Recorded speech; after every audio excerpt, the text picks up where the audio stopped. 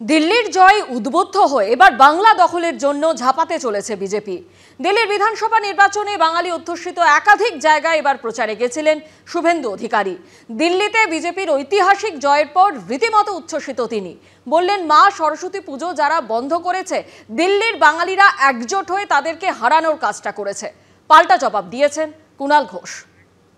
মা সরস্বতী পূজা যারা বন্ধ করেছে, দিল্লির বাঙালিরা একজোট হয়ে তাদেরকে হারানোর কাজটা করেছে। श्री नरेंद्र मोदी जी का स्वागत है। भारत माता की। मोदी मोदी। অসম বিজেপির দখলে, ত্রিপুরা বিজেপির দখলে, ওড়িশা বিজেপির দখলে, বিহারের সামনে বিধানসভা নির্বাচন, আপাতত বিহারও বিজেপির দখলে। একে একে সব প্রতিবেশী রাজ্যকে নিজেদের দখলে নেওয়ার পর এবার দিল্লির জয়ে উদ্বুদ্ধ হয়ে বাংলা দখলের জন্য ঝাঁপাতে চলেছে বিজেপি। এবার দিল্লির বিধানসভা নির্বাচনে বাঙালি অধ্যুষিত একাধিক জায়গায় প্রচারে গেছিলেন শুভেন্দু অধিকারী। দিল্লিতে বিজেপির ঐতিহাসিক জয়ের পর রীতিমতো উচ্ছ্বসিত তিনি। বাঙালিদের কনসলিডেট করার কাজটাতে পার্টি দায়িত্ব দিয়েছিল। বাঙালি বুথগুলো থেকেও আমি হিসাব নিয়ে নিয়েছি। বাঙালি বুথগুলোতে ব্যাপকভাবে আমরা জিতেছি। অতএব দিল্লির বাঙালি ভোটাররা পশ্চিমবঙ্গের দুর্দশা দেখে, পশ্চিমবঙ্গে বেকারদের যে কঠিন দুরাবস্থা, আরজি করের ঘটনায় মহিলাদের চোখের জল, সর্বোপরি দুর্গাপূজা থেকে শুরু করে সরস্বতী পূজা, ঠাকুর ভাঙা আর পূজা বন্ধ, মা সরস্বতীর অপমান দিল্লির বাঙালিরা সুদে আসলে তার প্রতিশোধ নিয়েছে।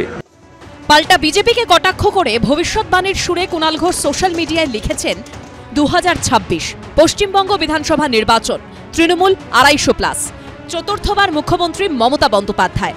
বাকি কোথায় কি হলো আমাদের বিষয় নয়, দিল্লির বিষয় দিল্লিতে, এখানে কোনো মন্তব্য নেই, বাংলায় ওসবের প্রভাবও নেই। যে বা যারা পশ্চিমবঙ্গ নিয়ে কোনো কথা বলতে চাইছেন তাদের স্পষ্টভাবে বলে দিই, দিল্লির ব্যাপার দিল্লিতে, তার কোনো প্রভাব এখানে পড়বে না। এখানে মানুষ উন্নয়ন, সম্প্রীতি, ঐক্য যেভাবে বাংলা চলছে, ফলে চতুর্থবারের জন্য মমতা বন্দ্যোপাধ্যায় 250-র বেশি বিধায়ক সংখ্যা নিয়ে রাজ্যে বাংলায় তৃণমূল কংগ্রেস আবার চতুর্থবার সরকার গঠন করবে। পশ্চিমবঙ্গে বিধানসভা নির্বাচন আর বছর দেড়েক বাকি। রাজনীতির জল কোন দিক থেকে কোন দিকে গড়ায় সেটাই এখন দেখার। বিটন চক্রবর্তীর রিপোর্ট, এবিপি আনন্দ। দিল্লিতে বিজেপির ঐতিহাসিক জয়, আর এই ঐতিহাসিক জয়ের জন্য দিল্লিবাসীকে ধন্যবাদ দিলেন প্রধানমন্ত্রী নরেন্দ্র মোদী। ডাবল ইঞ্জিন সরকার দিল্লির ঋণ দ্রুত শোধ করবে। 1 দশকের বিনাশকাল থেকে মুক্তি পেল দিল্লি। 26 বছর পর রাজধানী দখল করল বিজেপি। দিল্লিতে 22টি আসন, বিজেপি 48টি। 70টি আসনে লড়লেও কংগ্রেসের ঝুলি কিন্তু শূন্যই রইল।